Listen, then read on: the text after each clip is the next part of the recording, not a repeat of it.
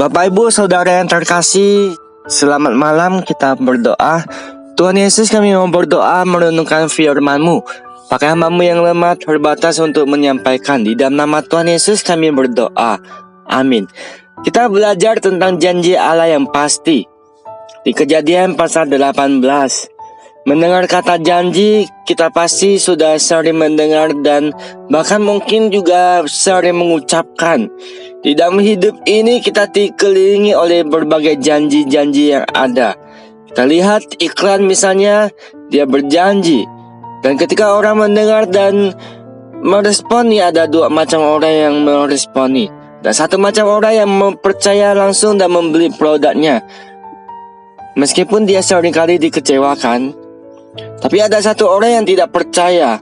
Mereka ragu akan janji yang ditawarkan, karena mereka tahu ini adalah salah satu trik untuk supaya produknya lancar terjual.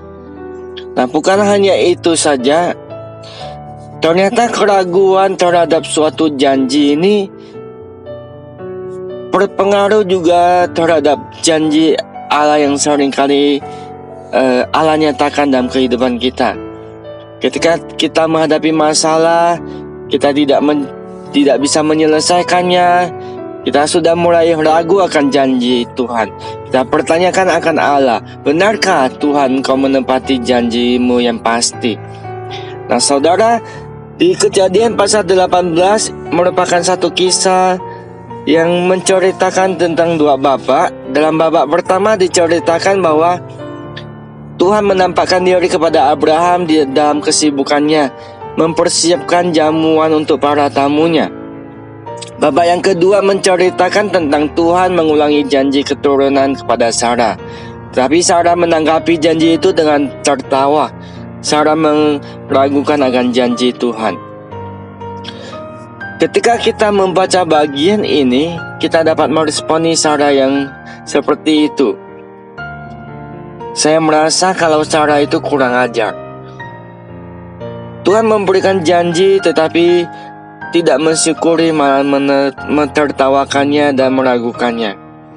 Tetapi ketika kita mau merenungkan, kadangkala kita seperti Sarah yang ragu akan janji Allah itu.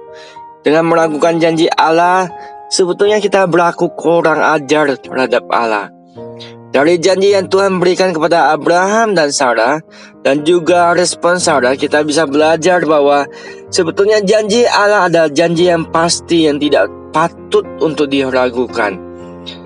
Mengapa janji Allah itu adalah janji yang tidak patut diragukan? Kita lihat di ayat ke-10, di mana Tuhan mengurangi janjinya dengan kata sesungguhnya. Ini memberikan penekanan yang pasti benar-benar akan terjadi. Lalu dilanjutkan dengan kata akan kembali tahun depan.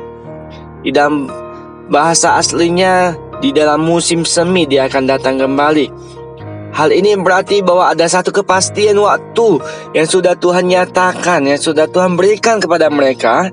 Namun penekanan kepastian ini tidak disadari oleh mereka, Abraham dan Sarah.